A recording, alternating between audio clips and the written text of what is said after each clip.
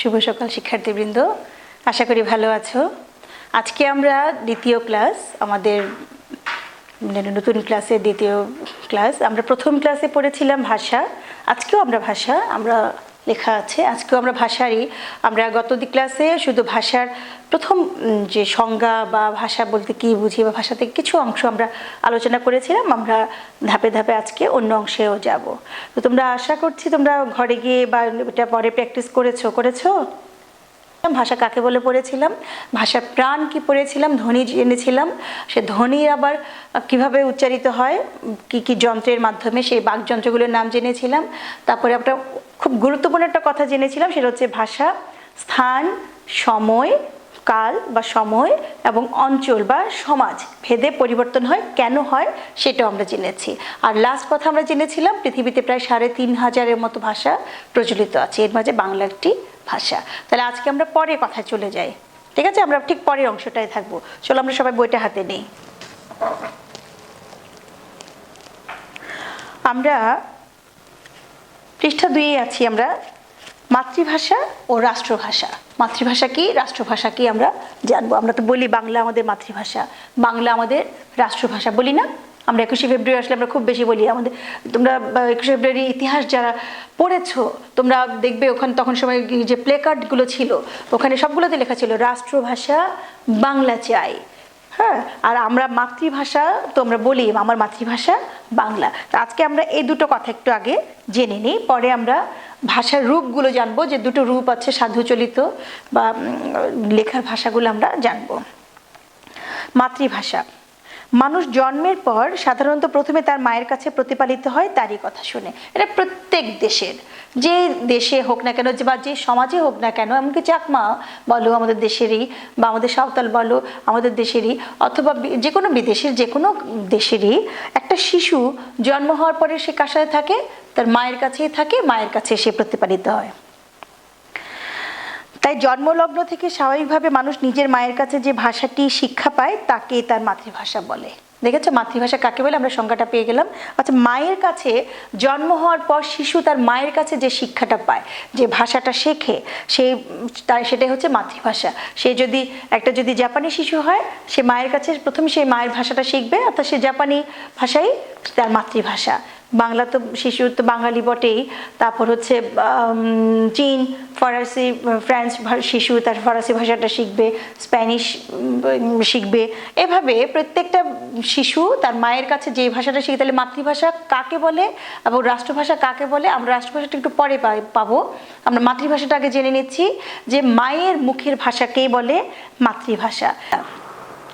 এটি একটি ধারণার প্রকাশ মাত্র, অর্থাৎ আমরা এভাবেই প্রকাশ করে থাকি। তাই যে শিশুর মা তার জন্ম মুহূর্তেই মৃত্যুবরণ করে, সেই শিশু যখন বড় হয় তার পিতা বা অন্য কোনো অভিভাবকের তত্ত্বাবধানে বড় হলেও তার মুখের ভাষাই মাতৃভাষা বলে। এখানে খুব একটা জরুরি কথা আছে, যে মায়ের কাছে তো সেই শিশু বড় নাও হতে পারে, একটা শিশু জন্ম হওয়ার পরে তার মা নাও থাকতে পারেন। তাহলে সে দুর্ভাগ্যজনকভাবে অথবা সে মা মৃত্যু হলো, কিন্তু সেই শিশুটা কি তাহলে তার মাতৃভাষা বাংলা বলবে না, বা সে মাতৃভাষা বলবে? হ্যাঁ, অবশ্যই, কারণ এটা নামটাই তাই।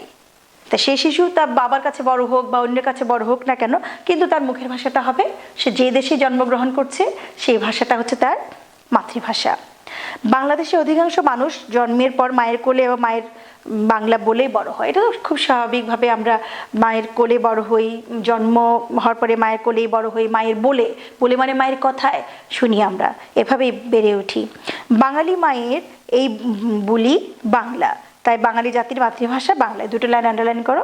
তো এই বাঙালি মায়ের বুলি মানে ভাষা, কথা হচ্ছে বাঙালি মায়ের বুলি হচ্ছে বাংলা, এবং আমরা বাঙালি জাতির মাতৃভাষা হচ্ছে বাংলা।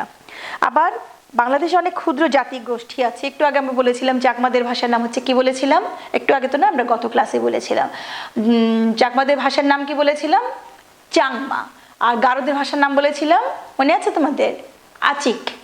এগুলো হচ্ছে আমাদের ক্ষুদ্র জাতিগোষ্ঠী। এরকম আরও অনেক ভাষা আছে, মারমাদের ভাষা আছে, ত্রিপুরাদের ভাষা আছে, রাখাইনদের ভাষা আছে, হ্যাঁ, এরকম আরও আমরা সাঁওতালদের ভাষা আছে। তাহলে আমরা তাদের পৃথক ভাষা মাতৃভাষার কথা বলতে পারি আমরা, এগুলো তাদের কিন্তু মাতৃভাষা। বাংলাদেশ ছাড়াও ভারতের পশ্চিমবঙ্গ, ত্রিপুরা, আসাম, বিহার, উড়িষ্যা, ঝাড়খণ্ড রাজ্য, মিয়ানমারের রাখাইন রাজ্য ইত্যাদি স্থানে বাংলা ভাষার প্রচলন আছে। অর্থাৎ এই যে কয়টা বলেছি এগুলো কিন্তু আমাদের দেশের নয়, আমাদের প্রতিবেশী দেশ, যেমন ভারতের পশ্চিমবঙ্গ, ত্রিপুরা, আসাম, বিহার, উড়িষ্যা, ঝাড়খণ্ড, এগুলো কিন্তু বাংলাতেই প্রচলন, বাংলাতে কথা বলে। আর এদিকে মিয়ানমার, আমাদের প্রতিবেশী, আমাদের দক্ষিণ দিকে যে মিয়ানমার রয়েছে বা আমরা বার্মাও বলি, তাদের যে রাখাইন রাজ্য, আমরা যে রাখাইন বলি, রাখাইন সম্প্রদায় কিন্তু তাদের থেকে এসেছে, বার্মা থেকে বা মিয়ানমার থেকে এসেছে। তো তাদের কাছেও বাংলা ভাষার প্রচলন আছে। এসব অঞ্চলে অনেকেরই মাতৃভাষা বাংলা, অর্থাৎ মায়ের ভাষা সে কথা বলছে, মায়ের ভাষা সে মায়ের মুখের বুলি সে শিখছে বাংলা, সে কারণে তার মাতৃভাষা বাংলা। তাছাড়াও যুক্তরাজ্য, যুক্তরাষ্ট্র, ফ্রান্স, জাপান, অস্ট্রেলিয়া, কানাডা সহ বিশ্বের বহু দেশে বাংলাভাষী জনগণ হচ্ছে, অর্থাৎ এগুলো তো প্রবাসী আমরা বলবো। তো অনেক দেশে কিন্তু অনেকেরই আত্মীয় স্বজনরা থাকে, আমাদের আত্মীয় স্বজনরাও আছে।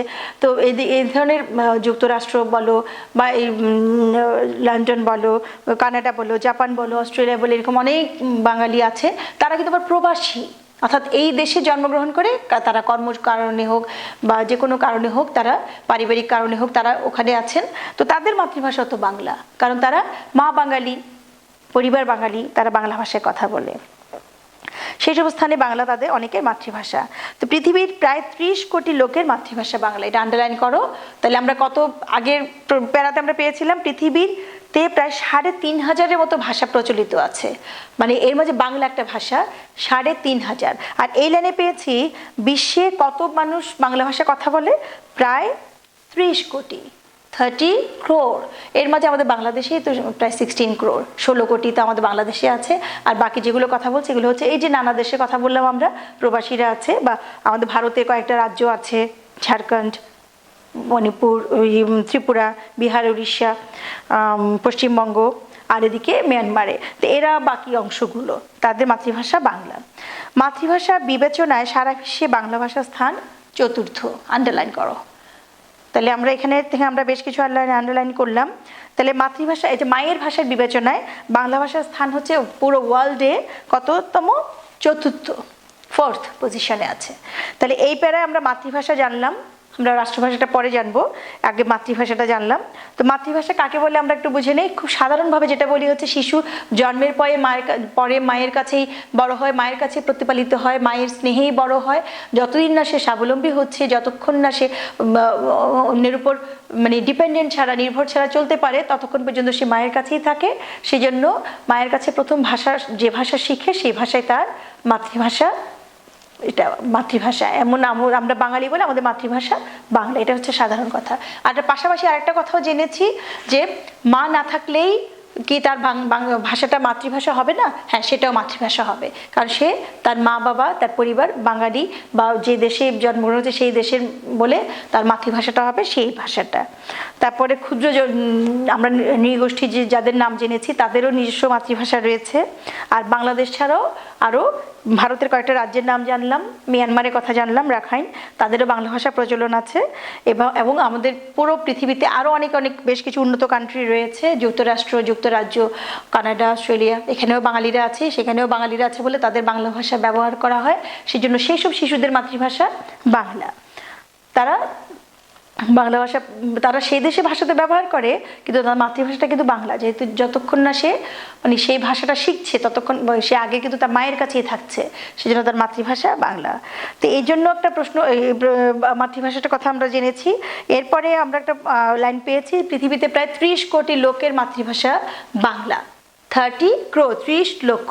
এর মাঝে আমাদের বাংলাদেশে আছে 16 কোটি, প্রায় 16 কোটি, এবং আর বাকিগুলো হচ্ছে এই যেগুলোর কথা বললাম সেগুলো। আর মাতৃভাষার বিচারে বাংলাদেশের পজিশন হচ্ছে 4র্থ। এই হচ্ছে আমাদের মাতৃভাষার কথা, আমরা আন্ডারলাইনও করেছি।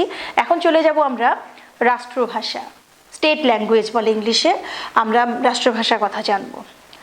রাষ্ট্রীয় কাজে, দেশের কাজে, পুরো একটা দেশের কাজে ব্যবহারের জন্য কোনো দেশের সংবিধান স্বীকৃত, একটা দেশে পরিচালনা করে বলে সংবিধান, হ্যাঁ, সংবিধান, প্রত্যেকটা দেশে একটা সংবিধান আছে, যেটা পুরো দেশের, বাংলাদেশের সংবিধান আছে, তো প্রত্যেক দেশের সংবিধান আছে, যেই সংবিধানে পুরো দেশ কিভাবে পরিচালিত হবে, সেই সরকার থেকে শুরু করে, সরকারের মানে কাঠামো থেকে শুরু করে দেশ পরিচালিত কোন দিকে কি হবে না সব কিছু যেখানে লিপিবদ্ধ থাকে, সেটা হচ্ছে একটা দেশের সংবিধান, একেবারে মূল। তো আমাদের সংবিধান যে ভাষায় লেখা হয়েছে, আমাদের মানে যেই দেশে যেই সংবিধান যে ভাষায় লেখা হয়ে থাকে, সেটা হয়ে থাকে সেই দেশের রাষ্ট্রীয় ভাষা। অর্থাৎ কোনো দেশের সংবিধানকৃত ভাষাকে, সংবিধান মধ্যে যেটাকে ভাষাকে একেবারে স্বীকৃতি দেওয়া হয়, বলে দেওয়া হয় এটা এই ভাষা, সেটা হচ্ছে সেই দেশের রাষ্ট্রভাষা।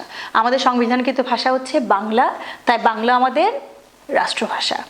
একটি রাষ্ট্রের বিভিন্ন অঞ্চলে ক্ষুদ্র ভিন্ন ভিন্ন জনগোষ্ঠীর মধ্যে ভিন্ন ভিন্ন ভাষার ব্যবহার থাকতে পারে, যেমন বাংলাদেশে আছে বাংলা, চাংমা, আচিক, মণিপুরি ভাষা, এগুলো আমাদের বাংলাদেশে কিছু আদিবাসী ভাষা রয়েছে, এবং ভারতে রয়েছে বাংলা, গুজরাটি, হিন্দি, পাঞ্জাবি, কানাড়ি ইত্যাদি ভাষা, এগুলোর নামগুলো একটু জেনে রেখো। আর পাকিস্তানেও আছে পাঞ্জাবি, বালুচ, সিন্ধি। আমরা প্রতিবেশী দেশ পাকিস্তানের ভাষার নামগুলো জেনে নিলাম। তাহলে বাংলাদেশে বাংলা তো আমাদের মাতৃভাষা, এবং যেহেতু সংবিধান স্বীকৃত একটা রাষ্ট্রভাষা, এছাড়া আমাদের আবার কিছু ভাষা রয়েছে যেগুলো চাকমা, আচিক, মণিপুরি। চাকমা তো চাকমাদের, আচিক হচ্ছে গারো, এবং মণিপুরীদের ভাষার নাম হচ্ছে মণিপুরি ভাষা। তো এরকম আরও অনেক ভাষা আছে, এগুলো হচ্ছে তাদের মাতৃভাষা, সেই সমাজের, সেই আদিবাসীদের মাতৃভাষা। তো এইভাবে আমাদের ভারতেও আমরা বেশ কিছু ভাষার নাম পাই, আন্ডারলাইন করবে কিন্তু এগুলো, হয়তো বা মাঝখান থেকে একটা দিয়ে দিলে। কানাড়ি কোন দেশের ভাষা, 4টা অপশন দেওয়া হলো, বাংলাদেশ, ভারত, পাকিস্তান, মিয়ানমার। তো তুমি কোথায়টা কোন বলটাতে টিক করবে, যেটা ভারত বলা হয়েছে ভারতের সেই অংশটায় টিক করবে। টিক তো নয়, আমরা এখন বৃত্ত ভরাট গেছি, আমরা বলেছি আগে ক্লাসটায় বৃত্ত ভরাট আমরা করবো, অর্থাৎ টিকের জায়গায় বা আনসার লেখার জায়গায় আমরা শুধু এমনভাবে বলটাকে খুব সুন্দর করে আমরা সার্কেল করে দেবো, বৃত্তটাকে ভরাট করে দেবো। অনেকটা এইভাবে 4টা বৃত্ত থাকবে, একটু ছবিতে দেখো তোমরা, এরকম অপশন, এখানে অপশন থাকবে এরকম এরকম করে 4টা থাকবে। আমরা যেটা উত্তর সঠিক সেটাকে আমরা এভাবে করে বৃত্তটা মাঝখানে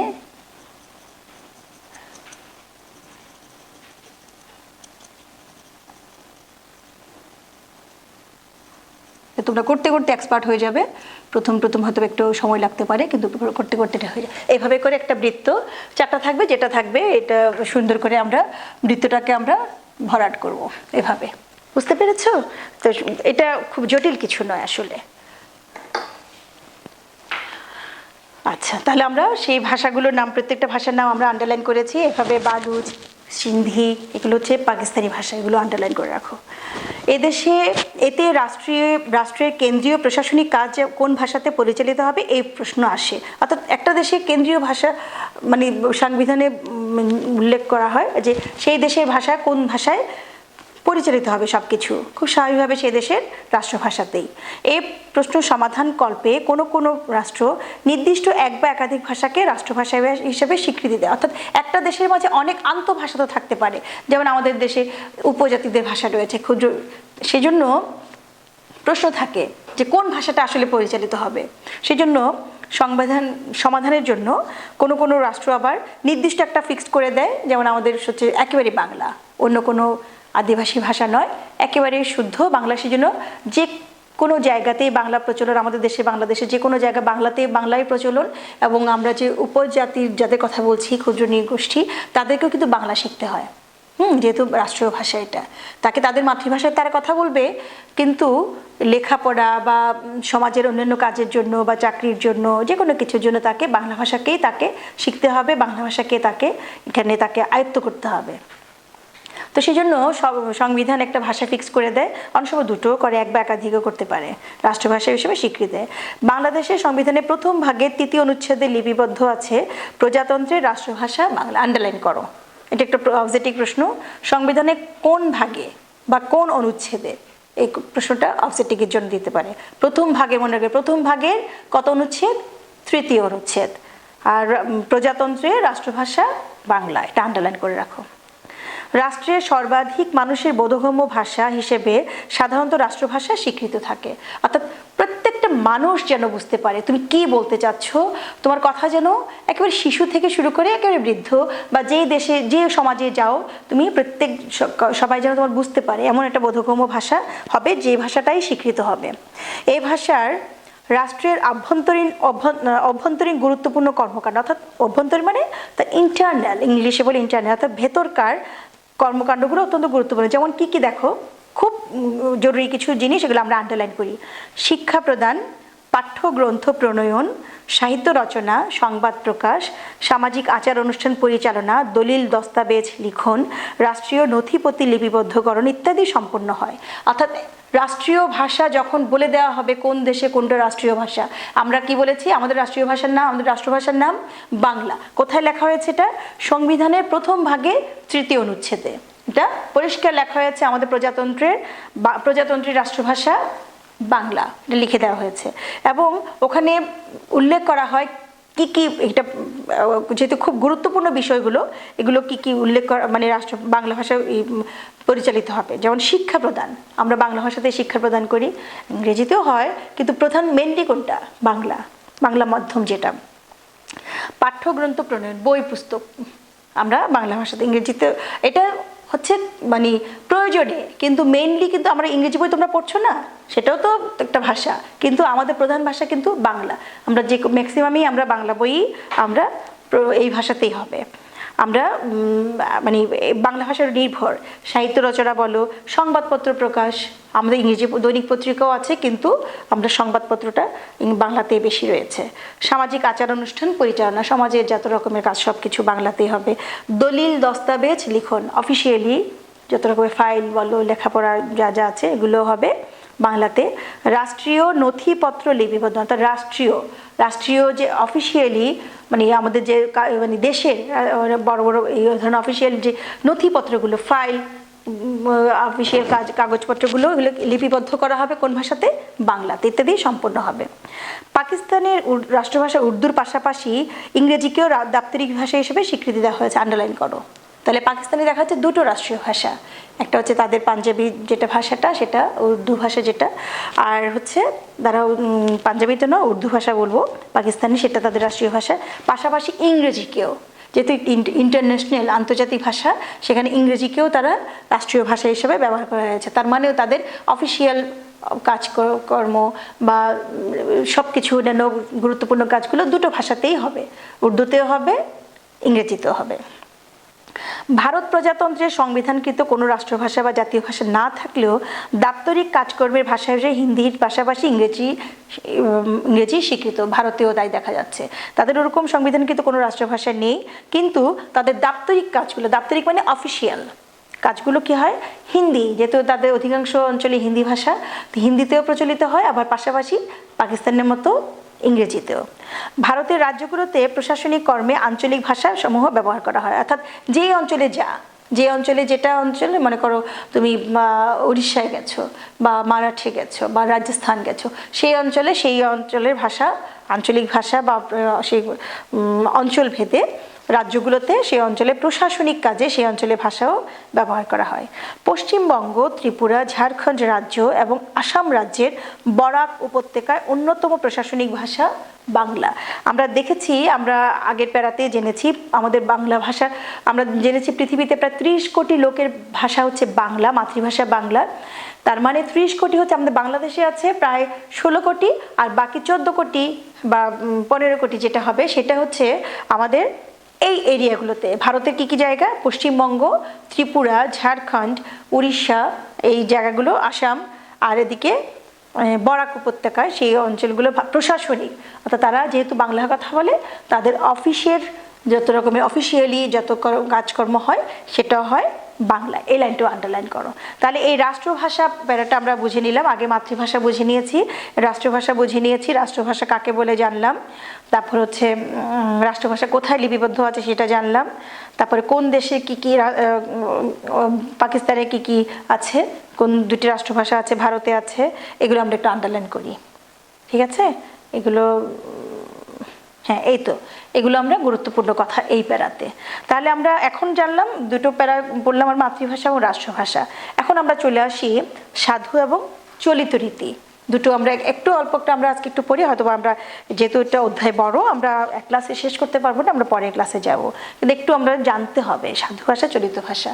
আমরা আগেও তোমরা কিন্তু সপ্তম শ্রেণীতে পড়েছো, এটা আমি জানি, এটা সপ্তম আমি পড়িয়েছিলাম, তো একটু আমরা পড়ি। পৃথিবীর সব উন্নত ভাষার মতো বাংলা ভাষারও একাধিক আলাদা রূপ আছে। একটি বলার বা মৌখিক ভাষা, অন্যটি লেখার ভাষা বা লৈখিক ভাষা। আন্ডারলাইন করো, দুটো রূপ আছে, একটা হচ্ছে মৌখিক ভাষা, সেটা বলার ভাষা বলি, আর একটা হচ্ছে লেখার ভাষা বা লৈখিক রূপ। আন্ডারলাইন করো। মৌখিক ভাষার আবার দুটো রীতি, আমরা যে মুখে কথা বলছি এটা আবার দুটো রীতি। আন্ডারলাইন, প্রত্যেকটা এগুলো কিন্তু আন্ডারলাইন করবে। দুটো রীতি আছে, রীতি মানে হচ্ছে নিয়ম। কি কি? আঞ্চলিক রীতি ও প্রমিত রীতি। আন্ডারলাইন করো, একটু বুঝিয়ে দিই। তাহলে মৌখিক ভাষা কয়টা রূপ জানলাম? দুটো, একটা হচ্ছে আঞ্চলিক, একটা হচ্ছে প্রমিত। আঞ্চলিক হচ্ছে অঞ্চল ভেদে, তুমি যে অঞ্চলে যাচ্ছ, মনে করো তোমার বাড়ি চট্টগ্রাম, তুমি চট্টগ্রামে গিয়ে যে অঞ্চলে যে কথাটা বলবে সেটা তোমার আঞ্চলিক। তুমি এখন সিলেটে যাও, তুমি এখন রংপুর, তুমি বরিশাল, যে অঞ্চলে যাও, এমনকি পাহাড়িতেও অঞ্চলেও, যে অঞ্চলে যেই মানুষ যেই কথা বলে, যেই ভাষায় কথা বলে, তাদের নিজস্ব ভাষায়, নিজস্ব মাতৃভাষায়, সেটা হচ্ছে তার আঞ্চলিক রূপ। আর প্রমিত হচ্ছে শুদ্ধ, একেবারে ব্যাকরণসম্মত যে ভাষায় আমরা ব্যবহার করছি, এখন আমরা যেভাবে কথা বলছি, অর্থাৎ এগুলো হচ্ছে সর্বজন বোধ্য, সকলেই বুঝতে পারে, সর্বজন গ্রাহ্য, সকলেই গ্রহণ করতে পারে। এইটা হচ্ছে প্রমিত রীতি, মনে থাকবে? তাহলে আমরা মৌখিক ভাষার দুটো রূপ জেনেছি, একটা হচ্ছে আঞ্চলিক রূপ, একটা হচ্ছে প্রমিত রূপ বা প্রমিত রীতি। অপরদিকে লৌখিক রূপেরও দুটো আলাদা রীতি আছে, অর্থাৎ লেখার যে ভাষা বলেছি সেটারও দুটো রীতি আছে, একটা হচ্ছে সাধু, একটা হচ্ছে চলিত। তাহলে আমরা আবার বলি, মৌখিক ভাষার দুটো রূপ আছে, আন্ডারলাইন করবে কিন্তু। মৌখিক ভাষার দুটো রূপ আছে, সে নামগুলো হচ্ছে আঞ্চলিক রীতি, প্রমিত রীতি। আর লেখার দুটো রূপ আছে, লেখারও একইভাবে দুটো রূপ আছে, একটা হচ্ছে সাধু, একটা হচ্ছে চলিত। আমরা ছক দেখতে পাচ্ছি একটা, ছকটা আমরা একটু দেখি, আমরা একটু বোর্ডেই আঁকি ছকটা।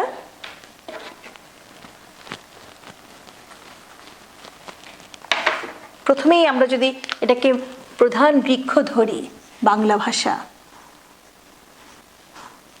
এটা হচ্ছে আমার প্রধান অংশ। এটাকে আমি প্রথমে কি করব? লৈখিক রূপের কথাই বলছি। এটাকে আমি প্রথমে ভাষার রূপ নিয়ে আসবো দুটো, একটা হচ্ছে মৌখিক,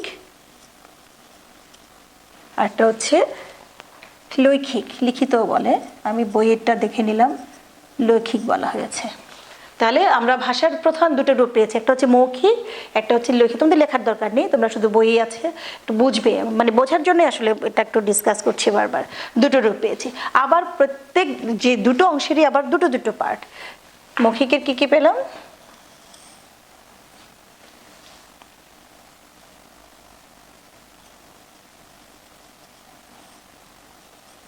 আঞ্চলিক, একটা পেয়েছি প্রমিত, আর লৈখিকের পেলাম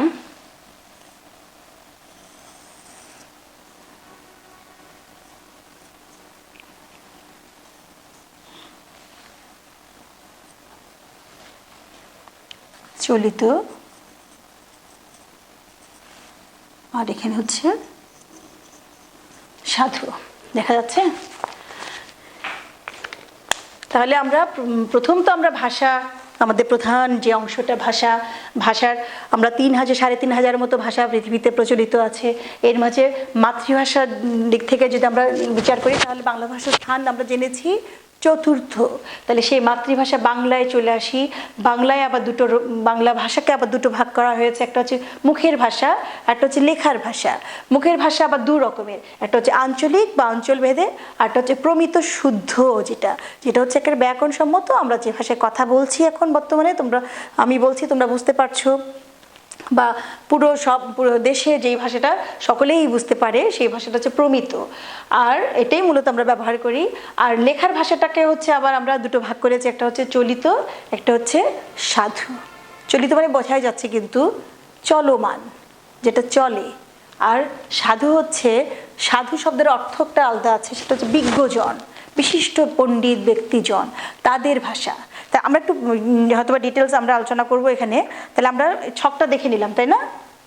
দেখেছেন না স্টুডেন্টরা? ছকটা বইয়ে আছে, আমরা দেখে নিলাম। দুটো পার্ট, প্রত্যেকের আবার দুটো পার্ট। আচ্ছা, এবার চলে আসি আমরা একটু ডিটেলে। আঞ্চলিক ভাষারীতি একটু আগে আমি বলেই ফেলেছি, বাংলাদেশের বিভিন্ন অঞ্চলের বাঙালি জনগোষ্ঠী মুখে মুখে যে ভাষারীতিতে মনোভাব ব্যক্ত করে সে ভাষারীতির বাংলা আঞ্চলিক ভাষারীতি নামে অভিহিত। অর্থাৎ অঞ্চল ভেদে বাংলা ভাষা প্রচলিত কথ্যরূপকেই আঞ্চলিক ভাষারীতি বলে। তাহলে আমরা প্রথমেই আমরা মৌখিক ভাষাতে গেলাম। মৌখিক ভাষার দুটো রূপ, আঞ্চলিক এবং প্রমিত। আঞ্চলিক হচ্ছে আমার অঞ্চল ভেদে কথ্যরূপ, তো কথা বলার যে রূপ, সেই ভাষাটা হচ্ছে আঞ্চলিক রীতি। অর্থাৎ আমার যে অঞ্চলে আমি যাচ্ছি সে অঞ্চলে সেই মানুষ যে ভাষায় কথা বলে সেটা হচ্ছে, আমরা কিন্তু মানে মৌখিক ভাষাতে আগে আলোচনা করছি, তারপরে আমরা মানে যেমন ধরো আলোচনা করি, এখানে চলে আসছে এখানে যেমন চট্টগ্রাম অঞ্চলের আঞ্চলিক ভাষারীতি। কিছু মজার মজার এখানে আমরা কথা শুনবো, এখন একটু পড়বো আমরা, হ্যাঁ একটু মজার, ভালোই লাগে। তাহলে চট্টগ্রাম অঞ্চলে আমরা, চট্টগ্রামের যারা মানুষ তারা চট্টগ্রামের আঞ্চলিক ভাষায় কথা বলে। উগ্র মানুষের দুয়া ফোয়া আসিল, মানে কি চিটাগাংয়ের মানুষরা তখন বলবে তাদের শুদ্ধ হচ্ছে একটা লোকের দুটো ছেলে ছিল। তাহলে এটা হচ্ছে চিটাগাংয়ের আঞ্চলিক ভাষা। এটা কি তুমি মানে শুদ্ধ যতক্ষণ তুমি প্রমিত করছো না আঞ্চলিক লাইনটা, তুমি বুঝতে পারছো? এটা আমরা বোঝা মানে যাদের বাড়ি, মনে করো আমার বাড়ি চট্টগ্রাম, আমি বুঝতে পারছি, অন্য এরিয়ার মানুষ তো সে বুঝতে পারবে না। আঞ্চলিক ভাষা সকলে গ্রহণযোগ্য এ কারণেই নয়, অর্থাৎ সকলে বুঝতে পারে না, বোঝার মতো নয়। অঞ্চল ভেদে ভাষা পরিবর্তন হয় এবং প্রত্যেক অঞ্চলের ভাষা সকলে গ্রহণযোগ্য নয়। সকলে গ্রহণযোগ্য হচ্ছে প্রমিত, সর্বজন বোধ্য, সর্বজন গ্রাহ্য। তাহলে প্রথম লাইনটা দেখো আমরা বুঝতে পারি নাই, কিন্তু যখন আমি শুদ্ধ করে বলেছি একজন লোকের দুটি ছেলে ছিল, তখন কিন্তু তুমি বুঝে গেছো বা সবাই বুঝে গেছে। কিন্তু এটাকে আমি যখন বলছি উগ্র মানুষ দুয়া ফোয়া আসিল, কারণটা কেউ বুঝে নাই। আচ্ছা, আঞ্চলিক ভাষাকে উপভাষা বলে, আন্ডারলাইন করো। তাহলে উপভাষা, আমরা যদি উপভাষা আরেক নাম কি আমরা বলবো আঞ্চলিক ভাষা, বা আঞ্চলিক ভাষার অন্য নাম কি উপভাষা। বাংলা আঞ্চলিক ভাষার শব্দের বহু বিচিত্র রূপ দেখা যায়। যেমন ছেলে শব্দটি দেখো, এক একটা শব্দ যে আমরা বলি, আমরা কত শব্দ চয়ন করি, প্রত্যেকটা বাক্যে হাজারো লক্ষ লক্ষ কোটি কোটি শব্দ আমরা ব্যবহার করি। এই শব্দগুলোর কত রকমের পরিবর্তন হয় অঞ্চল ভেদে, ভাবাই যায় না। কিরকম একটা ওয়ার্ড দিয়ে বুঝিয়ে দিয়েছে, ছেলে। আমরা সকলেই শুদ্ধ রূপ যেটা আমরা বলি ছেলে, হ্যাঁ ছেলে। এই অঞ্চল ভেদে কি কি বলে দেখো, ছোয়াল, ছাওয়াল, ছাবাল, ছেলে, পোলা, পোয়া, পুয়া, বেটা, বেডা, পুত, অনেক কিছু দেখছো, অনেক ধরনের উচ্চারণ, অনেক শব্দ আমরা এখানে বলি, সবগুলো আমরা নিজেরাও জানি না মানে কোথায় এটা ব্যবহার করা হয়, কিন্তু এক একটা অঞ্চলে এক একটা এটা প্রচলিত হচ্ছে, এবং সেই দেশে কিন্তু এটা মোটে হাস্যকর নয়। আমরা যে হাসছি, আমরা মানে ছোয়াল বলে ছাওয়াল বলে আমরা হয়তো বা হাসছি, কিন্তু সে যেই দেশের ভাষা, এই যে দুয়ো ফোয়া, পোয়া যেটা বলছে এটা চট্টগ্রামের ভাষা, ছেলেকে তারা পোয়া বলছে, আমরা সেখানে তো তারা হাসছে না, এটা তো তাদের জন্য একটা গ্রহণযোগ্য শব্দ, তাদের মাতৃভাষা চট্টগ্রামের ভাষা, সে হাসছে না। কিন্তু অন্য দেশের মানুষের কাছে এটা ভীষণ মানে আমরা হাসতে হাসতে আমরা কুটি কুটি হই যে এটা কী ভাষা, কিন্তু এটা যার যার ভাষা, এটা নিয়ে হাসারও কিছু নেই। এটা যার যার আঞ্চলিক ভাষার মধ্যেও কিন্তু একটা সৌন্দর্য আছে, একটা মানে মায়ের একটা মানে খুব আপন একটা ভাব আছে। নিজের দেশের ভাষা, নিজের দেশে তো না, নিজের অঞ্চলের ভাষা, এটা একটা বিশেষ এটার প্রতি একটা আলাদা টান থাকে সবার। এটাও তাহলে একটা কথা জানলাম যে এক একটা শব্দ এক এক অঞ্চলে এক এক রকম, কিন্তু এটা এক এক জায়গায় আর কি এক এক রকমের, এটা হাস্যকর কিছু নয় আর কি, এটা সেই অঞ্চলেরই ভাষা। তাহলে আমরা একটু আঞ্চলিক ভাষাটা জানলাম।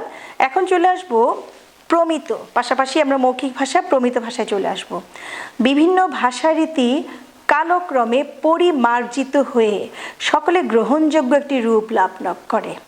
বিভিন্ন ভাষারীতি মানে নানা ধরনের ভাষা, নানা অঞ্চলের ভাষা কালক্রমে হয়তো সময়ের সাথে সাথে পরিমার্জিত হয়ে, পরিমার্জিত শব্দটা খেয়াল করো, পরিমার্জনা তো একেবারে ঘষা মাজা করে একেবারে শুদ্ধ একটা রূপ নিয়ে সকলের গ্রহণযোগ্য যখন হয় তখন সেটা হবে প্রমিত রূপ। এই ভাষারীতি সাধারণ শিক্ষিত লোকের কথাবার্তা নিত্য ব্যবহারে আরও আকর্ষণীয় হয়। অর্থাৎ সাধারণ যারা লোকেরা, আমরা যে ভাষায় কথা বলছি, পড়ছি, যে ভাষা আমরা সব মানে দৈনন্দিন কাজে আমরা ব্যবহার করছি, সেটাই হচ্ছে প্রমিত ভাষা। এবং এটা আমরা দৈনন্দিন ব্যবহার করছি, হ্যাঁ, কিন্তু সবাই তো এভাবে নয়, সবাই অঞ্চল ভেদেও কথা বলে, সেটাও কিন্তু ভাষা। কোনোটাই ভাষা হেলাফেলা করার মতো নয়। ভাষাও যে শ্রমসাধ্য, প্রযত্নলব্ধ এবং শেখার কোনো বিষয় প্রমিত ভাষা তার প্রমাণ। খুব সুন্দর একটা কথা দেখো, অর্থাৎ শ্রমসাধ্য মানে কি, অর্থাৎ ভাষাকেও তোমাকে শ্রম দিয়ে এটাকে আয়ত্ত করতে হয়। অর্থাৎ কেউ যদি আঞ্চলিক ভাষা কথা বলে, তাকে তার আঞ্চলিক থেকে বেরিয়ে এসে শুদ্ধ করে কথা বলার জন্য, শুদ্ধ ভাষায় চলাফেরা করে তাকে শ্রম দিতে হয়, মেহনত মানে কষ্টটা করতে হয়, পরিশ্রম তাকে শিখে নিতে হয়, যেটা বলে প্রযত্ন লব্ধ, অর্থাৎ যত্নের সাথে তোমাকে লাভ করতে হয়, কষ্টসাধ্য এবং শেখার একটা বিষয়, শিখতে অবশ্যই হবে কিভাবে তুমি কথা বলবে। এটা হচ্ছে প্রমিত ভাষার একটা উদাহরণ। অর্থাৎ তুমি প্রমিত ভাষা, আমরা বলি আমরা ভাষার মাঝে মানে একেবারে শুদ্ধ তোমার টান নিয়ে মানে কথা বলা, কোনো আঞ্চলিক টান থাকবে না কথা বলে, এটাও একটা কিন্তু প্র্যাকটিসের ব্যাপার। সুতরাং এটা একটা যত্নের ব্যাপার। তো এটা একটা প্রমিত ভাষা রীতির প্রমাণ। এক কথায় ভাষা সর্বজন গ্রাহ্য ও সমকালে সর্বোচ্চ মার্জিত রূপকে প্রমিত ভাষারীতি বলে। অর্থাৎ সকলের গ্রহণযোগ্য হতে হবে এবং সমকালে অর্থাৎ একই সময়কালের সর্বোচ্চ মার্জিত রূপ। অর্থাৎ এই যে আমি এখন আধুনিক যুগে আমরা এখন চলছি, সর্বোচ্চ মার্জিত রূপ, সবচেয়ে বেস্ট যেটা স্ট্যান্ডার্ড ভাষা, সেটাই হচ্ছে প্রমিত ভাষা।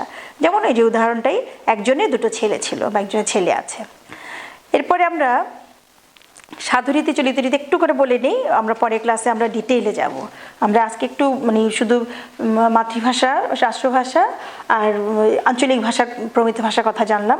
আর লিখিত রূপে আমরা দুটো নাম জেনেছি, লিখিত রূপে সাধুরীতি আর চলিত রীতি। একটু শুধু আমরা কথাগুলো বলে নিই। সাধুরীতি হচ্ছে যে ভাষারীতি অধিকতর গাম্ভীর্যপূর্ণ, তৎসম শব্দবহুল, ক্রিয়াপদের রূপ প্রাচীন রীতি অনুসারে এবং আঞ্চলিকতা মুক্ত, তাই সাধুরীতি। অর্থাৎ তোমাকে অধিকতর গাম্ভীর্যপূর্ণ, অর্থাৎ খুব ওয়েট, ওজনদার, তৎসম শব্দ, অর্থাৎ বেশ কিছু সংস্কৃতি শব্দ থাকবে, ক্রিয়াপদের ডিটেল রূপ থাকবে, সেই প্রাচীন রীতি আর কি, পুরনো রীতি থাকবে, সেটা হচ্ছে মানে আঞ্চলিকতা থাকবেই না, এটা হচ্ছে সাধুরীতি। যেমন এক ব্যক্তির দুইটি পুত্র ছিল, অর্থাৎ দুটি না বলে আমরা বলেছি দুইটি। আর লিখিত গদ্যে এটা হচ্ছে লিখিত ভাষা পরিদিষ্ট হয় বা দেখা হয়। আচ্ছা, আর চলিত হচ্ছে ভাগীরথী নদীর তীরবর্তী, অর্থাৎ এটা কলকাতায় ভাগীরথী নদী, তার তীরবর্তী যে মৌখিক সেই এলাকার লোকদের আর কি মৌখিক ভাষারীতি মানুষের মুখে মুখে রূপান্তর লাভ করে প্রাদেশিক শব্দাবলী গ্রহণ ও চমৎকার বাকভঙ্গির সহযোগে গড়ে ওঠা। সে কলকাতা, সে অঞ্চলে মানুষরা নিজেরা তাদের প্রয়োজন বোধে নিজেদের মতো করে একটা সুন্দর একটা পরিমার্জিত ভাষা গড়ে ওঠে, যে ভাষায় আমরা বর্তমানে লিখছিও কথাও বলছি। এই ভাষারীতিকে চলিত ভাষারীতি বলে। এই রীতি মৌখিক লিখিত উভয় ক্ষেত্রেই আকর্ষণীয় এবং আদরণীয়। অর্থাৎ এটাই আমরা ব্যবহার করি। আমরা খুব মানে পরিশীলিত, পরিমার্জিত সাধু ভাষা থেকে কিছু কাটছাট করে আমরা শুদ্ধ একটা প্রমিত রূপ নিয়ে এসেছি, সেটাকে বলা হয় চলিত রীতি বা চলমান। এটা খুব আকর্ষণীয় এবং আদরণীয়। যেমন একজন লোকের দুটি ছেলে ছিল বা একজন লোকের দুটি ছেলে আছে, এই হচ্ছে আমাদের সাধু এবং চলিত। আমরা পরের ক্লাস আরও বিস্তারিত যাব। তা আজকে আমরা একটু বাড়িতে আমরা প্র্যাকটিস করব রিডিং খুব ভালো করে। আমি যে পড়িয়েছি তোমরা আন্ডারলাইন করেছো, কিন্তু ভালো করে বাড়িতে গিয়ে কী করবে, আবার একটু যখনই সুযোগ পাবে, বারবারই বলি 10 মিনিট পড়ো, 15 মিনিট পড়ো বা আধা ঘন্টা পড়ো, খুব মনোযোগ দেবে বাবা, খুব সময়টা তুমি কাজে লাগাবে, মনোযোগ দেবে, মাথায় এটা ধারণ করার চেষ্টা করবে। তাহলে অবজেক্টিভকে আমাকে বারবার যেটা বলি যে 20-তে 20 আমাকে টার্গেট রাখতে হবে, একটা মার্কসের জন্য আমার কাটা না যায়, অবজেক্টিভগুলো জানলেই হবে। তাহলে আমরা বাড়িতে গিয়ে আমি আজকে যা পড়িয়েছি শুধু আমি চ্যাপ্টারগুলোর নাম লিখে দিচ্ছি, এটাই আমরা বাড়িতে একটু রিডিং পড়বো, একটু বাসায় একটু অনুশীলন করবো, একটু লিখে রাখো, বাড়ির কাজটা একটু লিখে রাখো। ওরকম জটিল করে কিছু দিচ্ছি না, শুধু পড়তে দিচ্ছি, একটু পড়বে, মানে লেখার কোনো কাজ দিচ্ছি না। পড়াটাই আসল, পড়তে হবে, পড়ে তুমি নিজের মাঝে এটা ধারণ করো।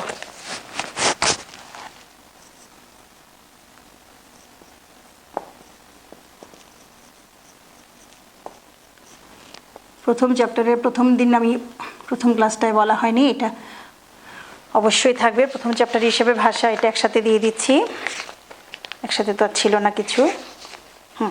তারপর হচ্ছে মাতৃভাষা ও রাষ্ট্রভাষা,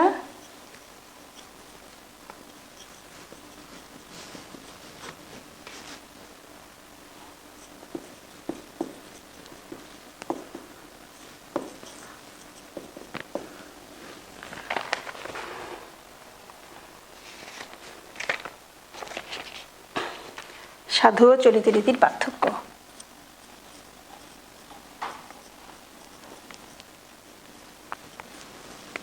আজকে আমি পড়েছি, আমরা দুটো ক্লাস মিলে আজকে আমরা প্রথম ক্লাসটা পড়েছিলাম শুধুমাত্র ভাষাটাই পড়েছিলাম। আজকে ক্লাসটা আমরা মাতৃভাষা, রাষ্ট্রভাষা আর সাধু চলিত রীতির অল্প পার্থক্য জেনেছি। পরে বৈশিষ্ট্য আরও ধাপে ধাপে আসবে, তাদের মানে ব্যবহার, এগুলো আমরা পরে আরও ডিটেইল আকারে পড়বো। এইটুকু বাড়ি কাজ, এগুলো কী করবে, পড়বে, লিখে রাখো। অর্থাৎ যতটুকুই পড়েছি আবার ঘরে গিয়ে আবার একটু রিডিং পড়া, আবার একটু পড়বে। তাহলে তোমাদের কোনো লাইন যদি ছুটে যায়, ক্লাসে মনোযোগ খেয়াল না থাকে, এটা ঘরে গিয়ে মনে থাকবে, লিখে রাখো এটা। তাহলে আমরা বোধহয় লিখেছি ভাষা, মাতৃভাষা, রাষ্ট্রভাষা, সাধু চলিত রীতি পার্থক্য, এটুকুই আমরা পড়েছি। হ্যাঁ, আমরা এতটুকু পর্যন্ত আমরা পড়লাম। পরের ক্লাসে আমরা আরও যাচ্ছি। তো পরের ক্লাসে আমরা সাধু চলিত রীতির বৈশিষ্ট্য নিয়ে আলোচনা করব, ভাবে তৈরি হবে। আর এই যতটুকু পড়েছি, কোনো পড়া পেন্ডিং তো জমিয়ে রাখবে না, পরে পড়বো, এটা যেন না হয়। আমরা যতটুকু পড়ছি রানিং, তো সবসময় চলমান থাকবে, ভাষার মতোই চলমান থাকবে। জমিয়ে রাখলে কি হয়, ভাষা যেমন শুকিয়ে যায়, মৃত হয়ে যায়, নদী শুকিয়ে যায়, ভাষা তোমার পড়াটাও কিন্তু জমে থাকলে কি হবে, এটার মানে পড়ে যাবে, এটার উপর আবরণ পড়ে যাবে, স্তর পড়ে যাবে, পড়া হবে না। নতুন পড়া তো চলেই আসছে, তুমি পুরোটার কবে পড়বে? তো সেই জন্য আমাকে ডেইলি পড়া ডেইলি আমরা পড়ে ফেলবো, কোনো পড়া জমিয়ে রাখবো না। এখানে তোমার কাছে যদি মনে হয় যে ভাষা, সাধু ভাষা, চলিত ভাষা, এগুলো আমি জানি, তো আমি আগে পড়েছি, আমার আইডিয়া, সবারই তো কম বেশি আইডিয়া আছে বাবা, কিন্তু এই যে মাঝখানে কিছু ইনফরমেটিভ লাইন আছে, এই লাইনগুলো তো আমাদের জানতে হবে। এই জন্য আমাকে প্রত্যেকটা লাইন ভালো করে পড়তে হবে। পেন্সিল দিয়ে আমরা দাগ দিয়েছি লাইনগুলো বেশি বেশি করে। ঠিক আছে, ভালো থাকো তোমরা, দেখা হবে, ধন্যবাদ।